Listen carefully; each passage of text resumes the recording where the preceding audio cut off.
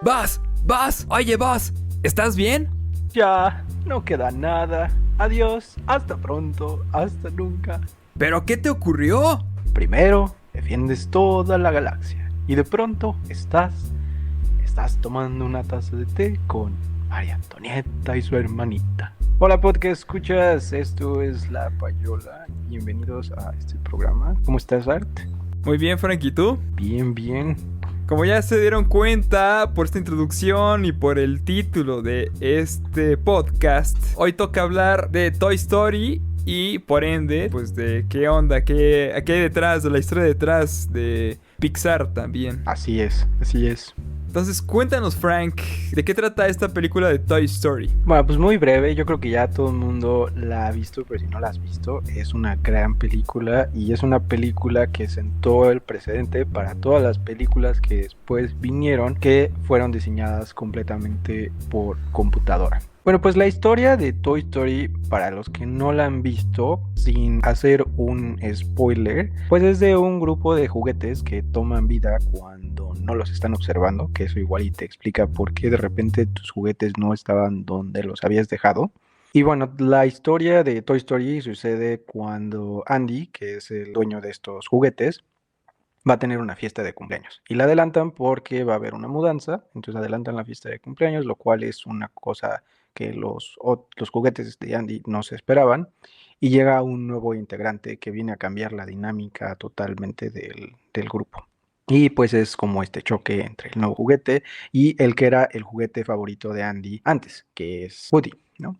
Ahora, Toy Story es una película que fue muy aclamada en su momento y creo que a la fecha todavía es muy aclamada porque fue una producción que tuvo mucha influencia sobre todo lo que siguió después. Toy Story fue el primer largometraje hecho por computadora animado.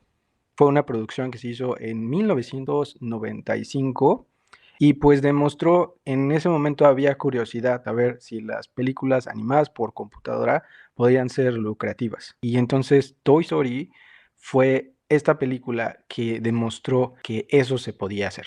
Hoy pues no tendríamos otras producciones que han sido también muy padres y que fueron completamente animadas por computadora. Creo que pues de las más recientes pues podemos pensar por ejemplo en Clone Wars, la guerra de los clones, que pues todo por computadora. E incluso también podemos pensar en animaciones como por ejemplo en las películas que vemos con personas, los ejércitos, por ejemplo pensando en El Señor de los Anillos, pues todos esos ejércitos están animados. Y eso no hubiera sucedido si no hubiéramos tenido Toy Story y todo lo que siguió en términos de tecnología de animación. Inclusive, pues ahora todas las películas de superhéroes que hemos estado comentando, de tanto de DC como de Marvel, pues todas esas son animaciones en 3D precisamente, hechas a Ujú. partir de programas como Maya y Renderman, que fueron los que se utilizaron para hacer Sí. Toy Story. Pero todo esto tiene un origen, Frank. La película fue una colaboración de Disney y Pixar,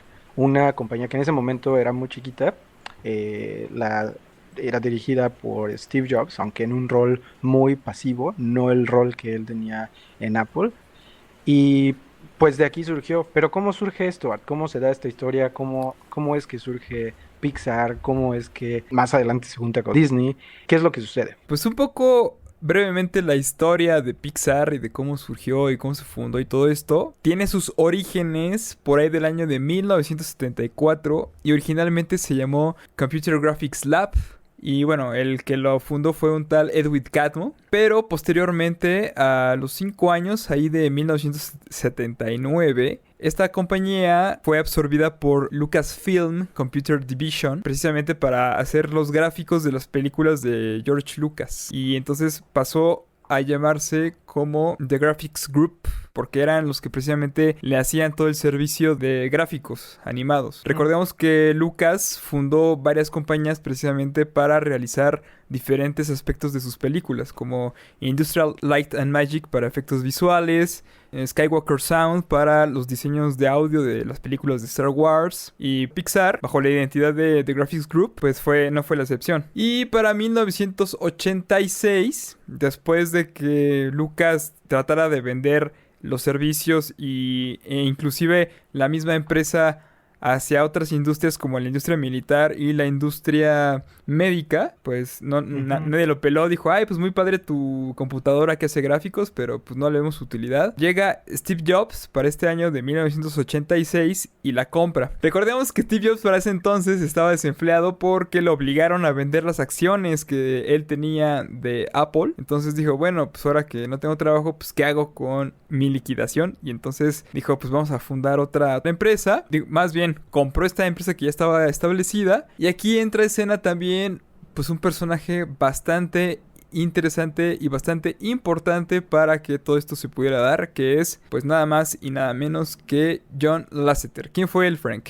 Bueno, pues John Lasseter trabajaba inicialmente para Disney. Es un animador muy talentoso y cuando estaba en Disney, él tuvo la idea, pionero, en desarrollar una animación completamente por computadora, hacer una película animada, pero en lugar de dibujar el lápiz, dibujar la computadora. Lo malo es que la gente de Disney no le vio futuro a eso. De hecho, pues él cuenta que cuando él les hace esa oferta a Disney, dice, vamos a hacer una película animada por computadora, le dicen, oye, pero esto va a ser, ¿cuánto va a costar hacerlo? Pues va a costar lo mismo. Y a Disney no le parece la idea. Dice, bueno, si hiciéramos algo de manera diferente es porque va a costar menos y como que esto no nos llama la atención. Y entonces, de hecho, seguido lo corren de Disney y de hecho es Pixar, bueno, ya con Ed Catmull, que están en búsqueda de un animador, están en búsqueda de alguien que pueda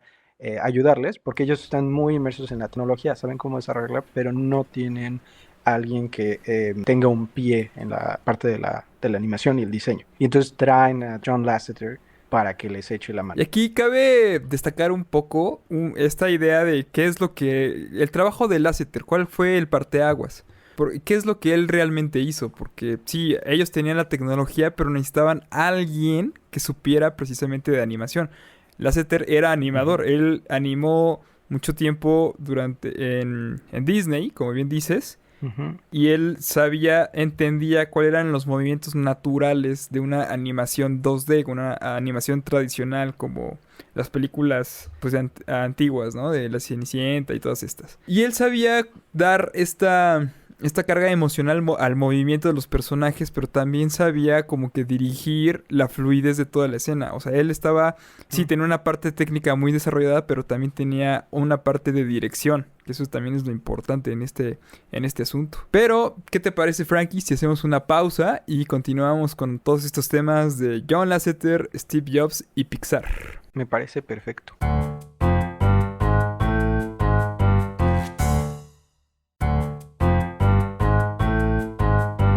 Bueno, entonces platicábamos que John Lasseter se incorpora a Pixar. Y cuando se incorpora a Pixar, él trae una nueva visión, porque todo el equipo que antes era Graphics Group y que luego se convirtió en Pixar, pues era un grupo técnico, era un grupo lleno de PhDs, de doctores, expertos en computación y en hacer algoritmos, y John Lasseter es esa conexión artística que necesitaba Pixar. Y entonces esto le mete mucho dinamismo. John Lasseter empieza a retar al equipo técnico para empezar a crear herramientas que le pueden servir a él para animar, que es muy diferente al punto de vista técnico de solo diseñar software para crear algo y no tienes idea de qué es lo que vas a hacer. Entonces él empieza a ayudar a generar necesidades muy específicas y a inspirar al equipo técnico.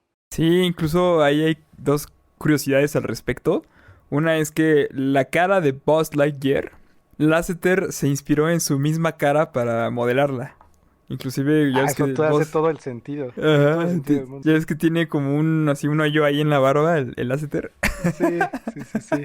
Pues igual, así. Y bueno, y la otra curiosidad es que Buzz toma su nombre de el segundo hombre en la luna, el astronauta Buzz Aldrin. Y pues bueno, pero a ver, ¿cómo llegamos a Toy Story, Frank? Estamos hablando un poco de cómo Pixar funcionó como empresa y cuál fue su historia y las personalidades que intervinieron en todo este proceso. Pero ahora pasemos a la parte en donde analizamos un poco justo esos peldaños que tuvieron ellos que escalar para llegar a un primer gran logro que fue Toy Story. Y bueno, todo esto...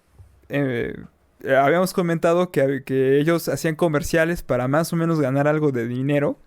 Pero también hacían cortometrajes.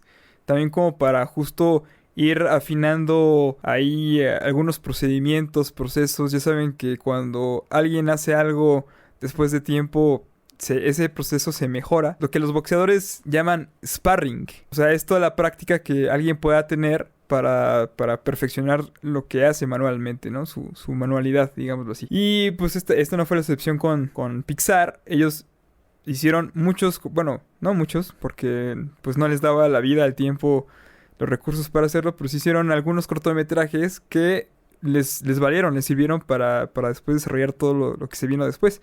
Estamos hablando de un cortometraje de una pelota por ahí, que es la pelota icónica de todas las películas de Pixar, que de repente tiene cameos como los de Stan Lee, la pelota azul con amarillo que tiene una estrella roja. Ujú, ujú. Esa también salió ahí con un payasito que se llama Lavares. Después vino Luxo Junior, que es esta lámpara que toma el lugar de la I en el logotipo animado de Pixar en todas las películas del principio. Era un par de lámparas que hacían ahí también. Y también salía esta pelota también, por cierto. Pero había un cortometraje que ganó el Oscar a mejor cortometraje animado, que fue Tintoy. Tintoy era una historia de 5 minutos en la que se presentaba a un pequeño juguete que tenía muchos instrumentos musicales. Era un juguete musical. Y él corría para esconderse de un bebé que lo quería agarrar y lo quería romper. Este cortometraje tuvo pues todos estos elementos, tuvo mucha fluidez en los movimientos, tuvo una trama, tuvo una historia breve que contar, o sea, cualquier elemento que tenga que tener un cortometraje, o sea, la historia que pueda narrar un cortometraje, todos los puntos pues lo cumplió, ¿no? Y fue un cortometraje bastante entretenido, bastante divertido, y este cortometraje le llamó la atención a Disney y tanto fue su atractivo que Disney fue a hablar con John Lasseter y les pidieron un especial de Navidad basado en ese cortometraje de Tintoy. Entonces, en un principio desarrollaron el guión, pusieron que Tintoy, el mismo personaje que había salido antes, aparece en un almacén previo a la noche de Navidad y ahí conoce a otros juguetes y se hacen amigos y viven una aventura. Pero evolucionó todo esto y porque siempre los guiones tardan en cocinarse, tardan en madurar y entonces pues cambiaron toda la historia. Tintoy pasó a ser este astronauta que después conocimos como Buzz Lightyear y Tintoy conoció, bueno, y este personaje principal se hace amigo de un muñeco ventrílocuo que después pasó a convertirse a Woody. Y por eso respetaron esta idea de que Woody tuviera una cuerdita que se jalara por la parte de su espalda y que sonaran de repente cosas como Alguien ha envenenado el abrevadero. Entonces, ahí la historia, bueno, siguió evolucionando y todo esto. El proyecto llegó a su primer crisis porque les dijeron, bueno, los de Disney, bueno, ¿y esto cuánto va a costar? Y el presupuesto doblaba incluso el presupuesto de cualquier película animada tradicionalmente en 2D que hubiera hecho Disney antes de esto. Entonces fue un primer tope, ay no, mejor no. Y la otra era porque Disney tenía en esos entonces una política en la que no podían subcontratar la producción de alguien más. Ellos tenían que controlar completamente toda la producción de una película. Pero esta traba se quitó cuando Tim Burton, que por cierto también en algún momento fue empleado de Disney, hizo El extraño mundo de Jack, porque Disney también financió esa película, pero la producción la hizo el estudio de animación de Burton, que además utilizaron una técnica que no invadía un poco el look de Disney, o sea, no era 2D, sino que fue stop motion. Bueno, de hecho, un dato curioso es que John Lasseter y Tim Burton estudiaron juntos. Estudiaron en esta escuela que Disney creó y que tenía a 9 animadores de Disney que se dedicaron a dar clases por un tiempo y ellos pertenecían a este grupo. Sí, fue la famosísima CalArts, la Escuela de Artes de California, que fue fundada inclusive por el mismo Walt Disney para capacitar a sus trabajadores en animación. Pero estamos hablando de que esto de Tintoy, todo esto ocurrió en el 91 y por fin, por ahí del 93, 94, resulta que terminan el 80% de la película y se la muestran a los directivos. Y la ven y resulta que la película no funciona porque el personaje de Woody es un personaje bastante antipático que trata muy mal a todos los demás juguetes y que se la pasa gritando y regañando y todo. Y entonces fue como muy antipático y obviamente pues eso no le iba a gustar a nadie. Y pues deciden, ¿saben qué? Tienen que volver a hacer todo, o sea, repiensen el guión, la historia, porque eso está muy feo. Fue otro tope que tuvieron que pasar. Tuvieron que rehacer toda la historia y pues se echaron 4 años, del 91 hasta el 95, que por fin hicieron la película que ya todos conocimos y que se estrenó y que fue un éxito inmediato, ¿no, Frank? Que fue tanto para la audiencia, o sea, todo el mundo le gustó, le encantó, pero también financieramente por lo mismo de que gustó muchísimo el avance tecnológico de la animación en 3D. Pero a ver, cuéntanos ese dato económico del éxito de Toy Story. Sí, pues pensemos que hasta ese momento Pixar se estaba financiando a través de Steve Jobs, ¿no?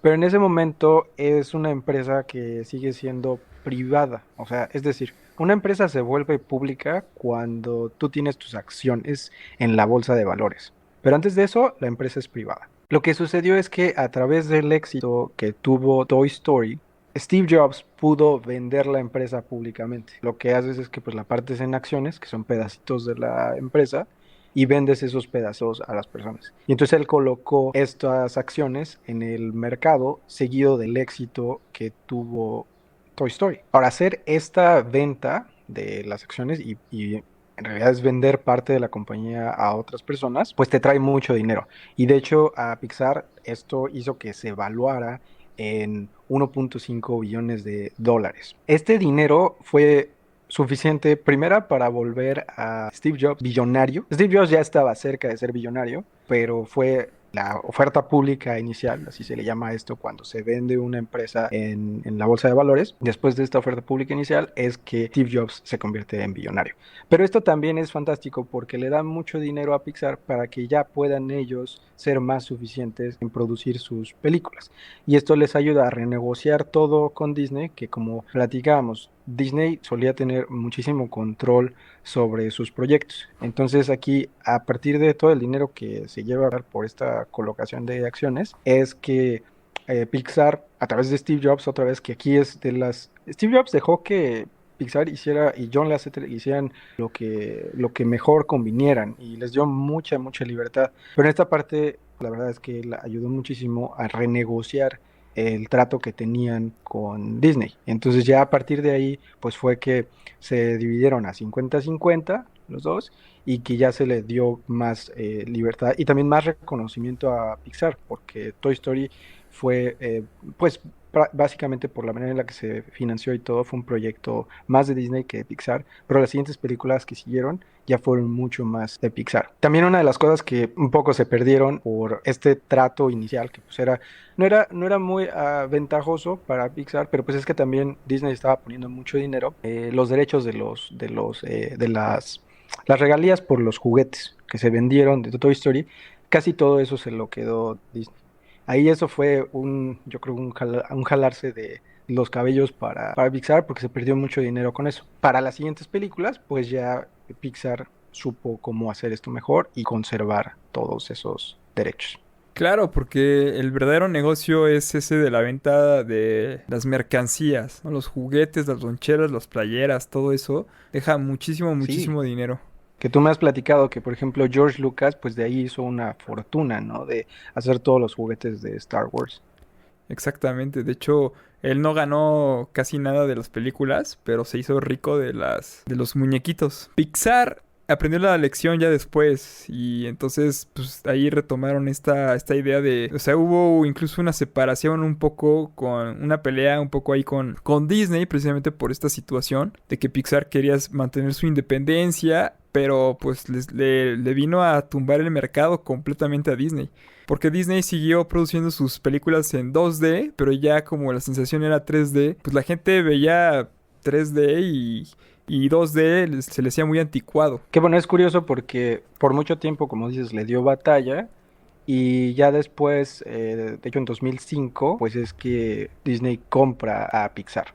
y bueno, la compró por casi 7 billones de dólares. Es curioso porque Disney corrió al elemento, que es John Lasseter, que fue el que tenía toda esta chispa para hacer todo este proyecto, lo corre como empleado, quizás si le hubieran invertido más en él, Disney hubiera tenido todo el crédito de todo esto que se desarrolló.